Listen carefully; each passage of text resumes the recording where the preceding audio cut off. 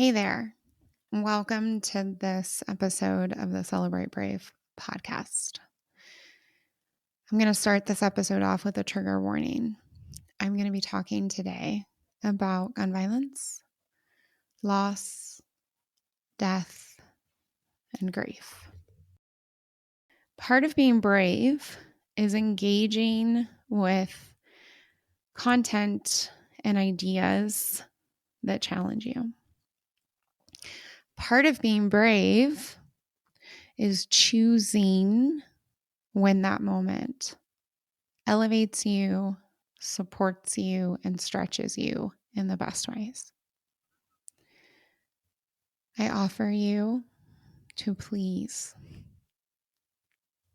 engage with difficult, important moments and information, and also choose when it's right for you.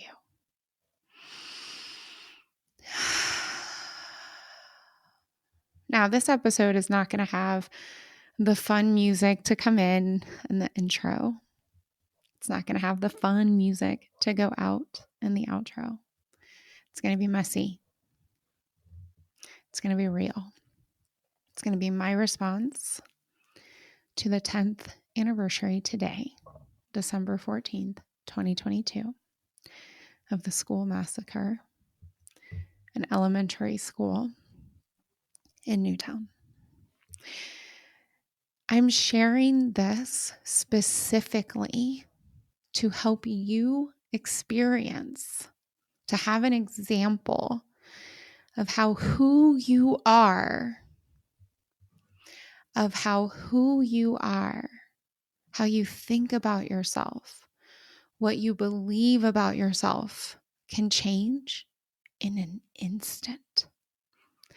One of the really important concepts I teach my clients, and I have also shared here on this podcast, it's in Season 3, Clarity, Self-Concept Design. It's part of the Build Your Brave framework, and it published on June 2nd, 2022.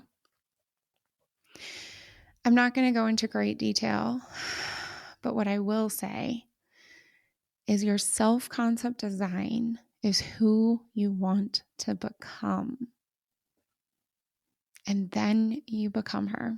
So how do you want to feel, think, live, eat, exercise, connect, be boundaried, grow, experience? And one of the biggest mistakes I see and hear and feel and even experience for myself about the self-concept design is that it has to take a long time. And that's just not true. And I'm going to share with you my experience on December 14th, 2020.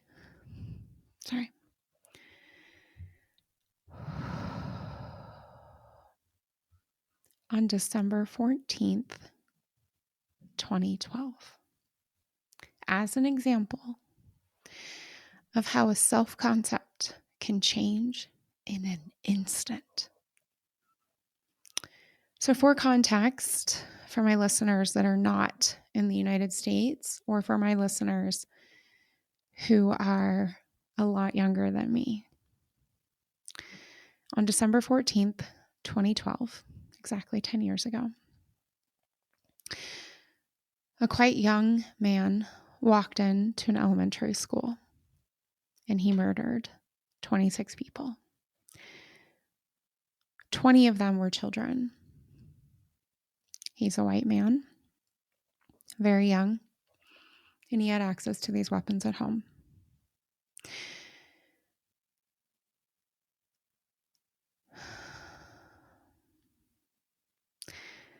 These children were in first grade.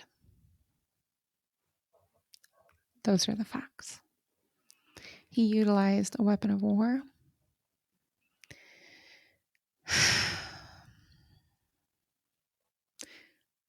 I was a pretty new mom. I had one son. I had returned back to work, and I was at the opulent, generous, brilliant Christmas party of my then employer. Unlimited food, live bands, multiple bands in multiple locations, free cocktails and beer and everything you can imagine. Everyone dressed to the nines. It was my first night out. And things were progressing along in Germany. Things are getting a little bit louder. And I start to notice the Americans are gathering. And I assume something beautiful has happened. The expat Americans start to gather. And I run to the restroom first while I'm waiting in line. And the men's room also had lines. It's one of the things I loved about this Christmas party. Not just the drinks, but also the moments of equity. I pull out my BlackBerry. Hey, it was 10 years ago. And I go onto Facebook. And there are posts about a massacre in an elementary school.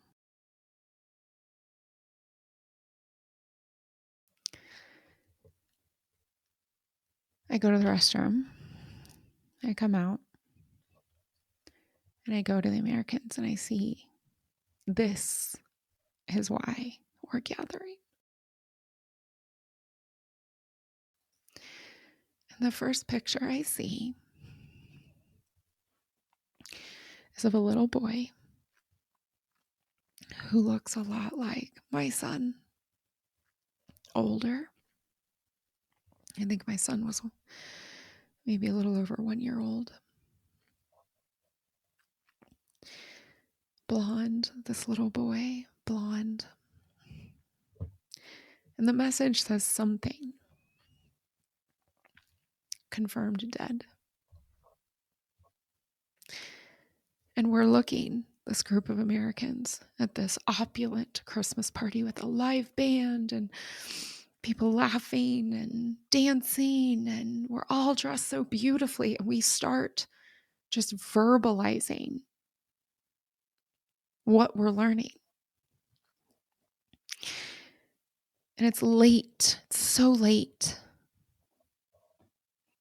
And in that moment, my self-concept completely changed. In that moment, the moment I saw that face, I read that headline, I saw the confirmation. Because I was trained on these weapons. It's not something I talk a lot about. I was an ROTC for about 2 years. I exited in 2001, right before September 11th. So I know these weapons. I'm trained on them.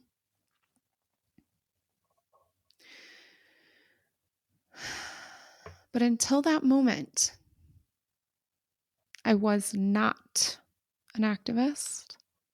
And in that second, in that millisecond, I was. It did not take copious amounts of time. It did not take extensive thought work or coaching or mentoring. It took one instant, one message from my soul. No. No. And I was an activist. Until that moment, I had never called my representatives, ever. I had never written a letter to a politician, ever. I had never sat down and understood, worked through laws. I had never really engaged with the politics as an everyday reality. Ever. I was interested in politics. I always voted, but I never truly in my bones knew that not only am I an aspect of politics, but politics is personal, and the personal is political. And it happened in one moment. It can happen for you in one moment as well. I have a client right now who grew up like me in mass scarcity of money, of opportunity, of healthcare, of connection, of safety. And from one moment to the next, money was a threat. And suddenly, money is an opportunity. In one moment, she didn't work on it for months. She didn't get mentored for years. From one moment to the next, she became aware that in her mind, in her soul, in the marrow of her bones, money was a threat. And as soon as she was aware of that, as soon as she had her aha moment, bam, money is an opportunity. And she continued on that way. Doesn't mean it was always easy. She had to work a little bit on her money mindset downstream. She had to deal with the judgment of her family when she started making a shit ton more money. She had to learn how to invest. She had to learn to be safe with savings. She had to learn to spend for herself. But in one moment, her self-concept changed. Money is a threat to me. Money is opportunity for me. Bam. Just like me. In that moment, I am not an activist. Bam. I am an activist. Self-concept design does not have to take a long time. It can. There are things that I'm working on. I'm working on believing that I'm worth waiting for. It's why I've struggled so much for the amazing women that are on the wait list to work with me. It's hard for me to let you grow and be on my wait list because I'm still unraveling the idea that I'm not worth waiting for. I was taught that. It can take time to shift your self-concept. It absolutely can, but it does not have to.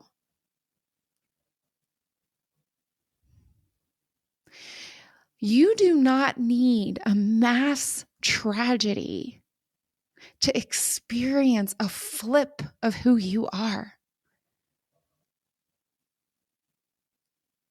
It can take a moment of clarity, a moment of experience, a moment of embrace, or a moment of release. It can be a piece of who you are, and it can be the entirety of who you are. It can be chosen, or it can be spontaneous. But it doesn't have to take a long time.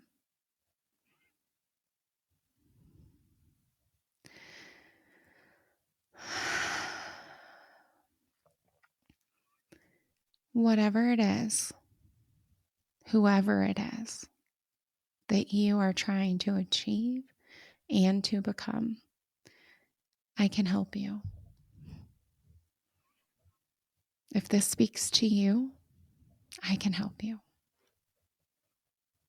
I invite you to schedule time together, because it doesn't have to take a long time to be a woman who stresses less and believes in herself more.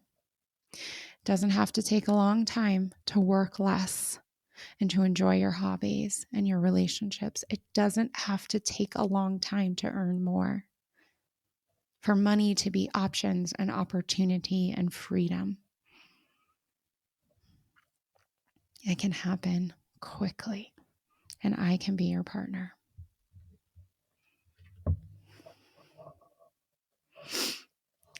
Before we go, I want to honor a few things. In the United States, every single day, 321 people are shot. 111 people are killed. 210 survive. 95 of those people are intentionally shot by someone else. 65 of those people die by suicide. 10 survive their suicide attempt. 1 is killed unintentionally. 90 are shot unintentionally and survive. 1 is killed by legal intervention. It's by the police or others of authority. 4 are shot and survive legal intervention. 1 dies with unclear intent, and 12 survive, but the intent was unknown. Every day, 22 children and teens are shot in the United States. 5 die, 3 are murdered, 17 survive, and 8 are unintentionally shot. These injuries and these deaths are a political policy choice. The 117,345 people, their communities, their friends, and their families are the result of intentional choice. I offer we don't have to make that choice anymore. Not in the United States and not anywhere else. People created the system that establishes these results, and we, the people, can create new systems together. Before we go, I would like to offer you a moment to reflect on the people in your life, the people you love, the people you believe in, the people who love you, and the people who believe in you. And I'd like to offer you the moment to send them love, compassion, empathy, and safety.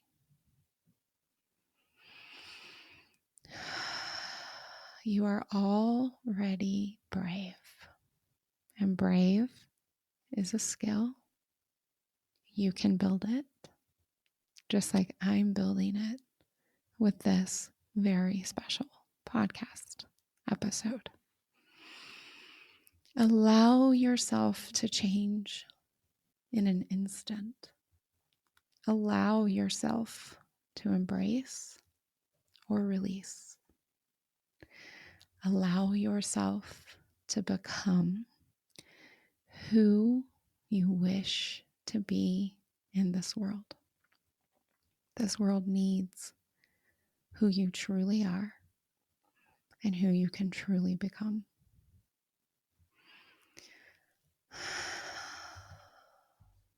Until the next time, brave it up.